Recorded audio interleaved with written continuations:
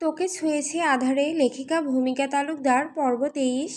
রাতটা তেমন গভীর না, তবে সারাদিন কাজের প্রেসারে নাদিয়া আজ এসেই শুয়ে পড়েছিল। শরীরটা বড্ড ক্লান্ত, চোখের উপর স্লিপ মাস্ক, নরম কাপড়ের মতো যেটা থাকলে চোখে আলো প্রবেশ করতে পারে না, কারণ তার ঘুম খুবই পাতলা, একটু আলো পড়লেই ঘুম উড়ে যায়। পরনের শার্টটা পর্যন্ত ঠিকমতো চেঞ্জ না করেই শুয়ে পড়েছিল।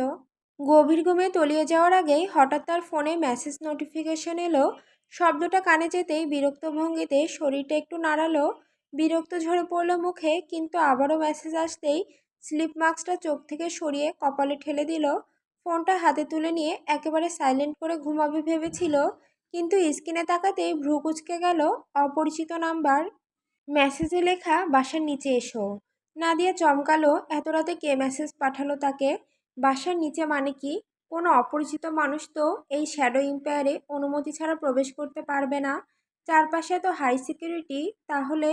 কিন্তু নাদিয়া ভীত হলো না। হবেই বা কেন? এসব তার কাছে অচেনা না, তাদের কি শত্রু কম আছে নাকি? চারপাশে পিঁপড়ের মতো ঘুরে বেড়ায় শত্রুপক্ষের লোক। নিজের শার্টের উপরে দুটো বোতাম লাগাতে লাগাতে বালিশের পাশে রাখা বন্দুকটা হাতে তুলে নিল। সরাসরি দরজা খুলে বেরিয়ে এলো। জায়ান বা অন্য কাউকে কিছু বলল না, ভেবেছিল যদি গন্ডগোল মনে হয় তবে ইয়ারপিসে সিগন্যাল পাঠিয়ে দিবে। এখন আপাতত নিজেই গিয়ে দেখে আসবে কে অপেক্ষা করছে এই রাতে বাসার নিচে। তবে যেতে যেতে নাদিয়ার মনে সন্দেহ দানা বাঁধল, কোনো ষড়যন্ত্রকারী হলে এভাবে তাকে তার পার্সোনাল ফোনে মেসেজ পাঠাবে কেন? ব্যাপারটা বড্ড অদ্ভুত, অস্বাভাবিক আর সন্দেহজনক। এভাবেই নানা ভাবনার ভিড়ে ডুবে থাকতে থাকতে নাদিয়া এসে দাঁড়ালো এম্পায়ারের গার্ডেনের সামনে। অন্ধকারে গাছগুলোর ছায়া যেন আরও রহস্যময় লাগছিল। হঠাৎই ফোনে আবার নোটিফিকেশন বেজে উঠল। স্ক্রিনে চোখ যেতেই এবার পড়ল, চলে এসো, যা বলেছি ভালোভাবে শোনো, না মানলে খুব খারাপ হয়ে যাবে। নাদিয়ার ঠোঁট বেঁকে গেল, চোখ সরু হলো। হুমকি? ফাজলামো পেয়েছে নাকি? এটা আবার কোন শালা? এত রাতে আমার সাথে এই কি খেলা খেলতে চাইছে? আচ্ছা, আমিও দেখতে চাই, দেখা যাক কে। তারপর ঠান্ডা নিঃশ্বাস ফেলে হাতে ধরা বন্দুকটা আরো শক্ত করে ধরে গার্ডেনের অন্ধকার থেকে বের হয়ে সরাসরি গাড়িতে উঠে বসলো সে। ইঞ্জিন অন করার সাথে সাথে হেডলাইট জ্বলে উঠতেই তার চোখে পড়ল লোকটার দেওয়া লোকেশন। স্টিয়ারিং শক্ত করে ধরে গাড়ির স্পিড ধীরে ধীরে বাড়তে লাগলো এবং মুহূর্তের মধ্যেই নাদিয়া ছুটে চলল অজানা ঠিকানার পথে। লোকটা বড্ড চালাক। নিস্তব্ধ শুনশান ফরাসি রাস্তার কোণে নাদিয়াকে এনে দাঁড় করিয়েছে। চারপাশে নেই কোনো কাকের ডাক, নেই রাত জাগা কোনো পাখির ডানা ঝাপটানোর শব্দও। একেবারে গা শিহরিত হয়ে যাওয়ার মতো জায়গায়। অতল নিস্তব্ধতা যেন কানে শিশকার মতো ঢুকছিল। কাউকে দেখতে না পেয়ে নাদিয়া নিজের হাতে ধরা বন্দুকটা একে একে এপাশ ওপাশ তাক করে ঘুরিয়ে ঘুরিয়ে দেখতে লাগলো। ঠোঁট শক্ত হয়ে এলো, চোখে তীক্ষ্ণ আগুন জ্বলল। কিরে, সাহস থাকলে সামনে আয়, এভাবে চোরের মতো লুকিয়ে থেকে কী লাভ, তাও কিনা একটা নারীর কাছে? কথাগুলো বলতে বলতে নাদিয়া পায়চারির মতো ঘুরতে ঘুরতে চারপাশ দেখতে লাগলো। ফোনের লোকেশন আগেই অন করে রেখেছিল। হঠাৎই এক শীতল হাওয়া ঝাপটা দিয়ে বয়ে গেল তার শরীর বেয়ে। নাদিয়ার গা কেঁপে উঠল, যেন হাড়ের ভেতরে ঠান্ডা বাতাস ঢুকে যাচ্ছে। তার শরীর অনিয়ন্ত্রিতভাবে হালকা কাঁপুনি খেলো। আর সেই মুহূর্তেই পেছন দিক থেকে এক শক্তপোক্ত হাত ঝাঁপিয়ে পড়ে তার গলা চেপে ধরল। নাদিয়ার নিঃশ্বাস বন্ধ হয়ে আসে, কিন্তু নাদিয়ার ফাইটিং স্কেল একদম পাকা। নিজের হাতের কনুই পেছনে ঠেলে দিল পুরো শক্তিতে। ধাম। পিছনে থাকা লোকটার পেটে সরাসরি আঘাত লাগতেই লোকটা গো গো শব্দ করে দুলে উঠল। নাদিয়ার দেরি না করেই একটা ঝটকা লাথি মেরে লোকটাকে সোজা রাস্তায় ফেলে দিল। লোকটা মাটিতে গড়িয়ে পড়ল। তার পুরো শরীর ঢাকা লম্বা ওভারকোটে, মুখটা পুরোটা ঢাকা, হাতে কালো চামড়ার গ্লাভস। মুখটা একটু দেখা যাচ্ছিল না। নাদিয়া বন্দুকটা সোজা তাক করে লোকটার দিকে টিগারে চাপ দিতে যাবে, তার আগেই বিদ্যুৎ গতিতে লোকটার সামনে এসে ঝাঁপিয়ে পড়ল। এক হাতে বন্দুকের নল চেপে ধরল, অন্য হাতে নাদিয়ার কবজি মুচড়ে ধরল। নাদিয়ার সমস্ত শক্তি দিয়ে টানাটানি করতে লাগলো। তীক্ষ্ণ শ্বাসের শব্দে চারপাশে নিস্তব্ধতা ভাঙতে লাগলো। কিন্তু লোকটা আরো বীভৎস গতিতে সামনে ঝুঁকে পড়ল। তার কালো গ্লাভস পরা হাত দিয়ে বের করলো একটা ধারালো চাকু। এক ঝটকায় সেটা সোজা নাদিয়ার কোমরের পাশে ঢুকিয়ে দিল। আহ! চিৎকার ছিঁড়ে বেরোলো নাদিয়ার মুখ থেকে। তার চোখ উল্টে গেল, শরীর কেঁপে উঠল, তারপর ধপ করে রাস্তায় বসে পড়ল। হাত দিয়ে ক্ষত জায়গাটা চেপে ধরতেই আঙুলের ফাঁক বেয়ে গরম রক্ত গড়িয়ে পড়তে লাগলো। নিস্তব্ধ রাতের অন্ধকারে সেই রক্তের ফোঁটা যেন অস্বাভাবিক শব্দে মাটিতে পড়ছিল। লোকটা এক মুহূর্তের জন্য নাদিয়ার দিকে তাকিয়ে রইল। এক পা টলতে টলতে এগোলো নাদিয়ার দিকে। নাদিয়া পেট চেপে ধরে পিছাতে লাগলো। রক্ত ঝরে ঝরে তার শরীর একেবারে নিস্তেজ হয়ে আসছিল। মনে হচ্ছিল এই তো এখানেই শেষ। লোকটা এসে হাঁটু গেড়ে বসে পড়ে তার সামনে। চাকুর ধারালো ফলটা অন্ধকারে ঝিলিক দিয়ে ওঠে, আর সেটা একেবারে নাদিয়ার গলার পাশে চেপে ধরে। "শ্, ভালো লাগছে?" ফিসফিস শব্দে লোকটার কণ্ঠ যেন বিষের মতো শোনালো। চাকুর ধার কেটে দিল নাদিয়ার গলার সাইডের চামড়া। চামড়া দুই টুকরা হয়ে ফেটে গেল, আর সেখান থেকে গরম গরম রক্ত গড়িয়ে পড়তে লাগলো, যেন অন্ধকার রাতটা রক্তে রাঙিয়ে তুলবে। ওই লড়াইয়ের ভেতরেই নাদিয়ার হাত থেকে ফোনটা পড়ে গিয়েছিল রাস্তায়। সে টের পেল তার দৃষ্টি ঝাপসা হয়ে আসছে, চোখ দুটো ভারী হয়ে বন্ধ হয়ে আসছে। কিন্তু ঠিক সেই মুহূর্তে লোকটা হঠাৎ নিজের মুখের ওপর থেকে কাপড় সরিয়ে নিল। আড়ালের মানুষটা সামনে আসতেই নাদিয়ার নিস্তেজ চোখ বড় বড় হয়ে মার্শাল ভাঙা কণ্ঠে নাম উচ্চারণ করল সে। হ্যাঁ, এই সেই প্রাক্তন দানব যার ফাঁদে পা দিতে গিয়েও বেঁচে যায় সে, যাকে জেলে পুরেছিল নাদিয়া নিজে। কিন্তু এই শয়তান জেল থেকে বের হলো কিভাবে? মার্শাল ঠান্ডা হাসি হেসে ঝুঁকে এলো। নুরি সোনা, ভয় পাচ্ছ? তোমায় মারতে আসিনি তো, রিল্যাক্স, শুধু একটু আদর করতে এসেছি। সে হাত বাড়াতেই নাদিয়ার সমস্ত যন্ত্রণা ভুলে তার মুখে থুতু ছুঁড়ে মারল। তোর এই জঘন্য মুখে আমার নাম নিবি না, কাপা কণ্ঠে ফিসফিস করল নাদিয়া। মার্শাল থুতু মুছে নিল ধীরে নিজ হাত দিয়ে, আর হাতটা নিজের ওভারকোটে মুছে নেয়। তারপর নাদিয়ার চুল শক্ত করে চেপে ধরে, চোখ দুটো লাল গর্জে ওঠে। তুই ভেবেছিস তুই আমায় জেলে পাঠাবি আর আমি তোকে ছেড়ে দেব? আজ তোকে নিয়ে টি-20 ম্যাচ খেলবো আমি। হঠাৎই পেছন থেকে প্রচণ্ড আলো এসে পড়ল তাদের উপর। একটা ব্ল্যাক মার্সিডিজের হেডলাইটের আলো মুখে পড়ল মার্শালের। নিস্তব্ধ রাত ভেদ করে পুরুষালী কণ্ঠ গর্জে উঠল, ওকে, আমার সঙ্গে খেলবি টি-20? তুই যে দলে খেলছিস আমি সেই দলের কোচ। কিভাবে খেলতে হয় সেটা আমি শেখাবো তোকে। মার্শাল ভ্যাবাচাকা খেয়ে পেছন ফিরল। আলোর বিপরীতে দেখা গেল এক লম্বা ছায়ামূর্তি ধীরে ধীরে এগিয়ে আসছে। লম্বা কালো লেদার জ্যাকেট পরে, প্রায় 6 ফুট উঁচু শরীর। মুখটা তখনও স্পষ্ট দেখা যাচ্ছিল না, কিন্তু সেই কণ্ঠস্বর নাদিয়া চোখ আধ খোলা রেখে চিনে ফেলল। তার ঠোঁটে ক্ষীণ কাঁপুনি, নিঃশ্বাসে রক্ত মিশে যাচ্ছে। তবু নিস্তেজ চোখে তাকিয়ে রইল সেই ছায়ার দিকে, কারণ সে জানে এই মুহূর্তে মৃত্যু আর বেঁচে থাকার মাঝে যে দাঁড়িয়ে আছে সেই এক জনি। লেদার জ্যাকেট পরা লোকটা সামনে আসতেই নাদিয়ার মুখে ভয় আর স্বস্তির মিশ্র ছাপ ফুটে উঠল। এ যে আর কেউ নয়, মার্কো। নাদিয়া অর্ধভুজা ঝাপসা হয়ে আসা চোখে তাকিয়ে রইল। হ্যাঁ, এটাই মার্কো। লম্বা চওড়া, চুলগুলো কাঁধ পর্যন্ত নেমে আছে, থুতনির মাঝে কাটা দাগ, শ্যামসুন্দর পুরুষ। মার্শাল উঠে মার্কোকে আঘাত করতে যাবে, ঠিক সেই সময় মার্কো টানা 4টা গুলি করল মার্শালের পায়ে। সাথে সাথেই মার্শাল রাস্তায় পড়ে গেল। তবু তার তেজ কমল না, আবার চাকু নিয়ে ঝাঁপিয়ে পড়ল। কিন্তু মার্কো নির্ভুল হাতে ছুরিটা ধরে উল্টো ঘুরিয়ে মার্শালের গলার ভেতর ঢুকিয়ে দিল। ছুরিটা গলার এপাশ ভেদ করে ওপাশে দৃশ্যমান হলো। মার্কোর চোখ মুখে কোনো রাগ নেই, নেই উত্তেজনা, একেবারে শীতল মস্তিষ্কে লাথি মেরে ফেলে দিল মার্শালকে। মার্শালের গলা থেকে ছিটকে বেরোনো রক্ত নাদিয়ার গলা শরীর ভিজিয়ে দিল। মার্কো পকেট থেকে লম্বা একটা সাদা কাপড় বের করে নাদিয়ার দিকে এগিয়ে দিল। ধর, নিজের কোমরে শক্ত করে বেঁধে নে। আশেপাশে কোনো হাসপাতাল নেই যে তোকে নিয়ে যাব। কাপড়টা বেঁধে নিলে রক্ত ঝরা কমবে। নাদিয়া ঝাপসা চোখে মার্কোর দিকে তাকিয়ে ছোট্ট শ্বাস ফেলল। শালা কেমন ইতর, নিজের মৃতপ্রায় বেষ্টির রক্ত বন্ধ করার জন্য তাকেই বলছে। কেন ভাই, তোর কি নিজে হাতে বেঁধে দিতে কষ্ট হয়? মনে মনে ফিসফিস করল নাদিয়া। হাঁ করে কি দেখছিস? নাদিয়া কিছু বলল না, ওর হাতে রুমালটা নেবার মতো শক্তি নেই। মার্কো বুঝতে পারল, হাঁটু গেড়ে বসল নাদিয়ার সামনে। শার্টটা একটু উপরে তোল। নাদিয়া একটু নড়ল না। আর কিছু না ভেবে মার্কো নাদিয়ার শার্টটা একটু উপরে তুলে তাতে কাপড়টা হালকা শক্ত করে বেঁধে দিল। নাদিয়ার শরীর কেঁপে উঠল। মার্কো উঠে দাঁড়িয়েই বলল, গাড়িতে উঠে বস। নাদিয়া এবার চুপ থাকতে পারল না, সহ্যের সীমা অতিক্রম হয়ে গেছে তার। কথা বলার শক্তি না থাকলেও তেজ ভরা গলায় বলে উঠল, আমি কিভাবে যাব? কেন? হেঁটে হেঁটে। হাঁটতে না পারলে হামাগুড়ি দিয়ে আয়, সিম্পল। নাদিয়ার মাথা রাগে ফেটে যাচ্ছে। ব্যাপারটা যেন দুধ দিয়ে কালসাপ পোষার মতো। কিরকম বন্ধু বানিয়েছে তা তার জানা নেই, তবে তাতে অবাক হওয়ার কিছু নেই। মার্কোর কাছ থেকে এমনটাই আশা করা যায়, এর বেশি কিছু না। আমি সত্যিই হাঁটতে পারবো না। আমাকে কি ফিল্মের হিরো ভেবেছিস যে তোকে কোলে তুলে নিয়ে যাব? ইডিয়েট! এত দুর্বল মেয়ে আমার টিমে আসলো কোথা থেকে?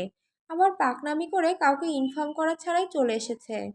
শাট আপ মার্কো, তুই যা, আমি এখানে বসেই মরবো। মরার হলে আরেকটু আগেই মরে যেতিস। কথাটা বলেই মার্কো নাদিয়াকে কাঁধে তুলে নিল। নাদিয়ার ঠোঁটে হালকা এক টুকরো ব্যঙ্গের হাসি ফুটে উঠল। সে আলতো করে মার্কোর গলা ধরে রাখলো। নাদিয়াকে গাড়িতে বসিয়ে সিট বেল্ট বেঁধে দিয়ে মার্কো গিয়ে ড্রাইভিং সিটে বসে পড়ল। তবে নাদিয়ার চোখে পড়ে গাড়ির স্টিয়ারিংয়ের দিকে। বুঝতে তার একটু দেরি হলো না, মার্কো গাড়িটা ফুল স্পিডে চালিয়ে এসেছে তার কাছে। নাদিয়া সব বুঝলো, কিছুই বলল না। একবার মার্কোর দিকে তাকালো, তারপর আবার মুখ ঘুরিয়ে দিল অন্ধকার রাস্তার দিকে। প্রাক্তনকে মেরে ফেলেছি তাই খুব কষ্ট হচ্ছে নাকি তোর? একদমই না, আফসোস হচ্ছে নিজের হাতে মারতে পারিনি সে কারণে। মার্কো শুধু একটু বাঁকা হাসলো। গাড়িটা অচেনা রাস্তায় ঢুকে গেল ধীরে ধীরে। দরজায় ঠকঠক আওয়াজ। শব্দটা কানে যেতেই জায়ান ভ্রুকুচকে বিরক্ত স্বরে বলে, আমার রোম্যান্স নষ্ট করার জন্য এম্পায়ারের লোকগুলো সেরা রে। লিয়ানা জায়ানের উপর থেকে উঠে গিয়ে দরজা খুলে দিলে। বাইরে কেউ নেই, শুধু খাবারের ট্রলি রাখা। লিয়ানার বুঝতে দেরি হলো না, মিসেস হান এসেই খাবার দিয়ে আবার চলে গিয়েছেন। সে খাবারটা হাতে নিয়ে রুমের ভেতরে ঢুকে পড়ল। জায়ান লিয়ানার দিকে তাকিয়ে শান্ত স্বরে বলে, এখানে বস, সারাদিন তো না খেয়ে পড়ে পড়ে ঘুমাচ্ছিলি। লিয়ানা অবাক হয়ে জিজ্ঞেস করে, আপনি খেয়েছেন? জায়ান মাথা নাড়ল। না। কেন? তোর খাওয়া হয়নি তাই। লিয়ানার ঠোঁটে এক চিলতে হাসি খেলে গেল। সে মজা করে জিজ্ঞেস করল, উফ, এত ভালোবাসেন আমায়? আমি খাইনি বলে আপনিও খাননি? জায়ান গম্ভীর গলায় জবাব দিল, আমি কবে বললাম ভালোবাসি? খেতে মন চায়নি তাই খাইনি, ব্যাস। জায়ানের এমন কথা শুনে লিয়ানার হাসি মাখা মুখটা আচমকাই ভ্যাপসা আমসত্ত্বের মতো বিগড়ে গেল। সে গোমরা মুখে, খাবো না আমি, আপনি খান যত সব, বলেই সে উঠে যেতে লাগলো। কিন্তু জায়ান তার হাত শক্ত করে ধরে আবার বিছানায় বসিয়ে দিল।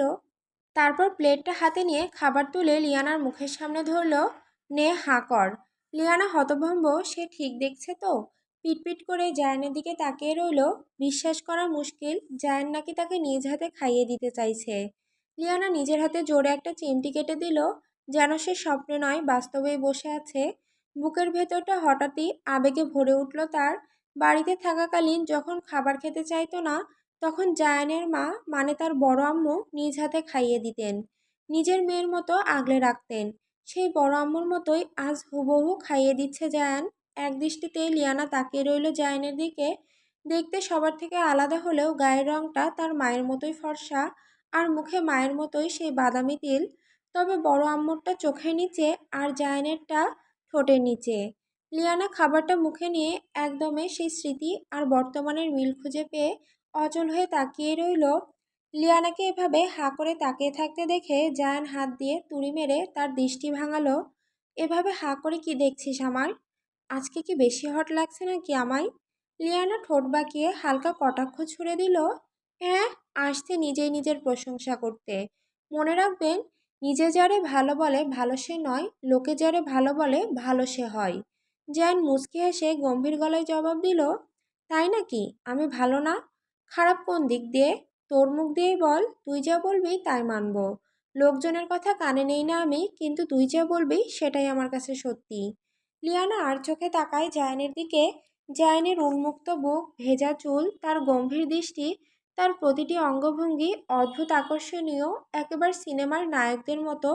আসলে সে তো অনেক আগে জায়ানের প্রতি হার মেনেছে। ফ্রান্সে থাকা অবস্থায় জায়ান কখনোই ফোন করতো না বাড়িতে, এক কথায় কাউকেই না। শুধু তার বড় মা সারাক্ষণ ফোন দিতেন, আর জায়ান বছরে হাতে গোনা এক দুবার কথা বলতো, ঊর্ধ্বে ৩-৪ বার, তাও খুব সংক্ষেপে। লিয়ানার সঙ্গে তো কোনো দিনই কথা হয়নি, এমনকি কখনো জানতেও চায়নি সে দেখতে কেমন হলো, বড় কেমন হয়েছে। কিন্তু লিয়ানা স্কুলে পড়ার বয়স থেকেই জায়ান কল ধরেছে শুনলেই ছুটে আসতো তাকে দেখতে। ভিডিও কলের সামনে না এলেও চুপচাপ এক কোণে দাঁড়িয়ে উঁকি মেরে জায়ানকে দেখতো। বয়সে এত বড়, তবু কেন যেন এত ভালো লাগতো। ছোটবেলায় ভয় পেলেও যৌবনে এসে সেই ভয় হারিয়ে গিয়েছিল। জায়ান বাড়িতে থাকার কোনো কিছু তার তেমন মনেও পড়ে না, এমনিতেও ভুলো মন। আবার ছোটও ছিল, শুধু মনে আছে জায়ানের বিদেশ চলে যাওয়ার দিনটার কথা। তবে সে কথা না হয় থাক। জায়ান কলে যতবারই দেখতো আর ভাবতো, উফ, এত সুন্দর ফিগার, এত হ্যান্ডসাম, এত ড্যাশিং। ফোনের ওপাশে দেখে হৃদয় কেঁপে উঠত। সামনাসামনি হলে কি হবে ভাবলেই গা শিরশির করত। যতবার দেখতো ততবারই ক্রাশ খেত। মাঝে মাঝে মন খারাপ হতো, এত সুন্দর একজন পুরুষ, নিশ্চয়ই অগণিত গার্লফ্রেন্ড আছে তার, থাকবেই না কেন। তখন মনে মনে আল্লাহর কাছে দোয়া করত, এমন একজন ড্যাশিং মানুষ যেন আমার কপালেও জোটে। তবে খোদা তার দোয়া একটু বেশি কবুল করে নিয়েছেন। জায়ানের মতো নয়, বরং জায়ানকেই নিয়তি জামাই বানিয়ে তার জীবনে বেঁধে দিয়েছে। তার এই ছোট মনে হাজারো প্রশ্নের দানা বেঁধে আছে জায়ানকে নিয়ে। কেন তিনি তাকে বিয়ে করলেন, হঠাৎ করে দেশে এসে তার সাথে এমন আচরণ কেন করলেন, কেমন অদ্ভুত। মাইশা, আরিশা, রিহানদের সাথে তো একটু আধটু হলেও বলতেন, কিন্তু তার সাথে কখনো একবারের জন্য কথা বলা দূরের কথা, দেখতেই চাননি তিনি। তাকে বিয়ে করার কোনো কারণ আজও পায়নি সে। এত বড় মাপের মানুষ চাইলে কি মেয়ের অভাব পড়তো? অবশ্যই না। তার এই ক্ষুদ্র মস্তিষ্কে এত বড় বড় প্রশ্নের উত্তর অজানা। জায়ানকে বলেও লাভ হবে না, তিনি এসবের উত্তর তাকে কখনোই দেবেন না। দু চারটা চর বসিয়ে দিতে পারেন। কথাগুলো ভাবতে ভাবতেই লিয়ানার মুখ ফসকে বেরিয়ে পড়ে, আচ্ছা জায়ান ভাই। জায়ান খাবার শেষ করে পানি মুখে নিতেই ভাই ডাক শুনে পানিটা খেতে গিয়ে সাথে কাশতে শুরু করে। লিয়ানা থতমত খেয়ে জায়ানের দিকে হাত বাড়াতে যাবে, ঠিক তখনই তার গালে কষিয়ে চড় বসিয়ে দেয় জায়ান। বিয়ের আগে ভাই ডাকতে নিষেধ করেছিলাম, তুই তো দেখি বিয়ের পরও ভাই ডেকে যাচ্ছিস। লিয়ানা গালে হাত দিয়ে ঠোঁট উল্টে তাকিয়ে রইল, গালখানা লাল হয়ে উঠেছে। আমি কি ইচ্ছে করে বলেছি নাকি মুখ ফসকে বেরিয়ে গেছে? জায়ানের কণ্ঠে ঝড়। বেয়াদব, তোর মুখটা একদিন আমি সেলাই করে দেব। কি বলতে চাইছিলি ঠিক করে এবার বল। থাপ্পড় মেরে আবার জিজ্ঞেস করছে, এখন আর বলার সাহস আছে নাকি আমার? মনে মনে আওড়ালো লিয়ানা। জায়ান আবার ধমক দিয়ে বলে, কি হলো বল, তুই কি চাস বাকি থাপ্পড়টা তোর বাগালেও পড়ুক? না মানে, বলতে চাইছিলাম যে, আপনার কি কখনো কোনো গার্লফ্রেন্ড ছিল? লিয়ানা চোখ বন্ধ করে বলে দিল কথাটা। প্লিজ মারবেন না, এমনি বলেছি। জায়ানের ঠোঁট থেকে বের হলো শুধু দুটো অক্ষরের শব্দ, না। কথাটা শুনে লিয়ানা হাঁপ ছেড়ে বাঁচল। এবার একটু শান্তি লাগছে। খুশিতে তার তাতা থই থই করে নাচতে ইচ্ছা করছে। মার খেয়েছে সেটাও ফুলে গেল এক নিমেষে। এমন শুদ্ধ পুরুষের হাতে একটা কেন, হাজারটা মার খেতেও রাজি আছে সে। চট করে উঠেই বেলকনিতে চলে গেল। জায়ানও পিছন পিছন ট্রাউজারের পকেটে হাত ঢুকিয়ে বেলকনিতে এসে দাঁড়ালো। খোলা বেলকনিতে দাঁড়িয়ে লিয়ানা আকাশের দিকে তাকিয়ে থাকলো, চাঁদ আর তারার দিকে। জায়ানও এসে পাশে দাঁড়ালো। আকাশের দিকে তাকিয়ে লিয়ানা জায়ানকে উদ্দেশ্য করে বলে, যদি আমার কোনো ভুল হয়। কিসের ভুল? মানে, যদি কখনো কোনো ভুল করি, আপনি কি আমায় ছেড়ে দেবেন? থাকবেন না আমার সাথে? আগলে রাখবেন তো সারা জীবন? লিয়ানার এমন কথায় জায়ান একটানে তাকে নিজের দিকে ঘুরিয়ে নিল। বেলকনির রেলিংয়ে ঠেসে দুহাত দিয়ে তাকে ঘিরে ফেলল। আলতো হাতে লিয়ানার সামনের ছোট চুলগুলো কানে গুজে দিয়ে, ফাঁক ছেড়ে দেওয়ার প্রশ্নই আসে না। খেয়ে ছেড়ে দেওয়ার যুগে আমি তোকে রেখে রেখে খাবো সুইট হার্ট। একেবারে লবণ মরিচ মাখিয়ে সুইট ক্যান্ডির মতো চেটে চেটে। জায়ানের এমন লাগামহীন কথাগুলো তার শরীর কাঁপিয়ে দেয় বারবার। ইস, খাওয়াখাওয়ি ছাড়া কি আপনার মুখ থেকে কোনো কথা বের হয় না?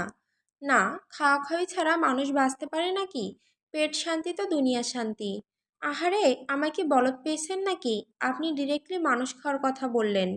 জ্যান ভ্রুকুসকে লিয়ানার দিকে তাকালো। আমাকেও কি তুই রাক্ষস মনে করিস নাকি? আমি কেন মানুষ খাবো? আমি তো আমার বউকে খাওয়ার কথা বলছি। ওই একই হলো, সরুন তো, পড়ে যাব আমি। আগে আমার দিকে তাকাতো। লিয়ানা ঠোঁট ফোলানো ভঙ্গিতে জায়ানের দিকে তাকালো। তার কেমন লজ্জা লজ্জা লাগে জায়ানের দিকে তাকাতে। সরম সরম পাই। উফ, হার্টবিটটা কেন যেন এত লাফাচ্ছে, বুক ছিঁড়ে বের হয়ে আসবে যেন। তোকে ভুল করার কোনো সুযোগ আমি দিব না, কোনোদিনও না। সুযোগ পেলে তবেই তো ভুল করার কথা আসবে, তাই না?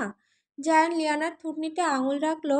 তারপর আকাশের চাঁদের দিকে তাকিয়ে আবার লিয়ানার চোখের পানে নিজের চোখ গেঁথে দিল। আমি কোনো প্রেমিক পুরুষ না যে তোকে ওই চাঁদের সাথে তুলনা দিব। আমি কখনো তোকে চাঁদের সাথে তুলনা দেইনি, দিবও না। কারণ আকাশের চাঁদ তো সবার, কিন্তু তুই। লিয়ানা নিঃশ্বাস আটকে ফিসফিস করে বলল, আমি কি? জায়ানের ঠোঁট বেয়ে বেরিয়ে এলো ভারী গলার শব্দ, তুই শুধু আমার। লজ্জায় ভেসে যাওয়া মুখে লিয়ানা হাসলো। বা, আপনি এত সুন্দর করে কথা বলা শিখলেন কবে থেকে আবার? আমি তো ভেবেছিলাম আপনাকে জন্মের পর মধু খাওয়ানো হয়নি, তাই মুখ দিয়ে শুধু তিতা তিতা কথা বের হয়। হ্যাঁ।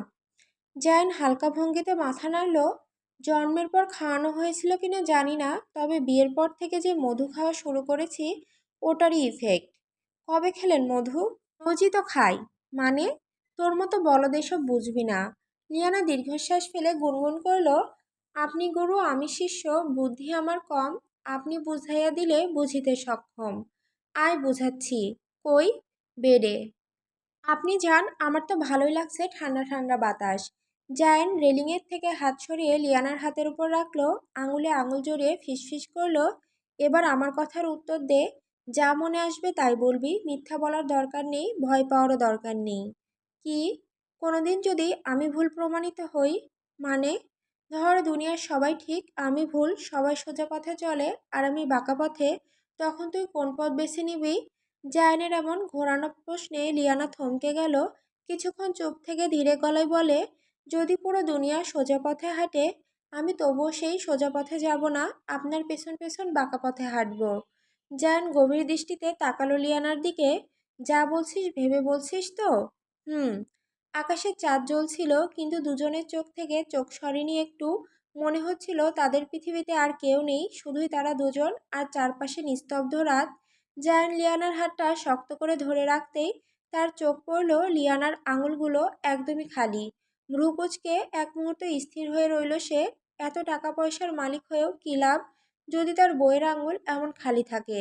এখনও তো বাসর করতে পারেনি, বাসর রাতের গিফটও দিতে পারেনি লিয়ানাকে। কিছুই দেওয়া হয়নি, আঙুলগুলো একেবারে ফাঁকা। জায়ান হাত টেনে কাছে নিয়ে লিয়ানার আঙুলগুলো গভীরভাবে দেখতে লাগলো। লিয়ানা অভিমান করে বিয়ের মেহেদিটুকু লাগায়নি হাতে। স্বাভাবিক, তার মন মতো বিয়ে হলে তবেই তো লাগাতো। চোখে যেন সেই অভিমানও ধরা পড়ল।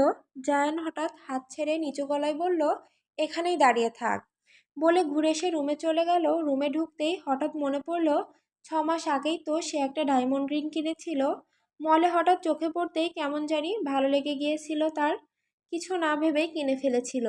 তারপর ব্লেজারের পকেটে রেখে আর খোলেইনি। আজ হঠাৎই মনে পড়ল সেই রিংয়ের কথা। কাবার্ড খুলে সবগুলো ব্লেজারের পকেট খুঁজতে লাগলো সে। একের পর এক পকেট, কিছুই নেই।